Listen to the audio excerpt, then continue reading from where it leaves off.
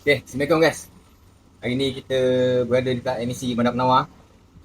Okay, macam yang korang tengok ni, kat sebelah kanan saya ni ada sedikit maybe lah. Okay, abang ni mengadu kat kita, dia kata bawa aircon tak sejuk lah. Bila kita check, dia punya sistem tak boleh pakai lah. Apa maksud sistem tak boleh pakai?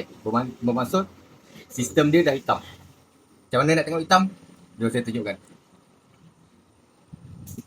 Okay, macam yang korang nak tengok ni, ni dia punya kompresor lah. Dia punya kompresor.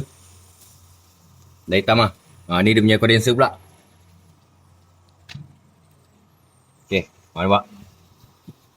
Okay, bila sistem dah hitam macam ni, memang kita saja kat owner, kita tukar one set lah. Okay, macam barang-barang dia yang kita tukar, macam kompresor, kita convert pergi Alza. Condenser baru, cooling coil original, dengan buah original. Okay, macam piping ni, kita cuci je lah untuk jimatkan kos corner. Okay, macam kereta korang ada masalah yang sama, boleh datang untuk kita checking dulu.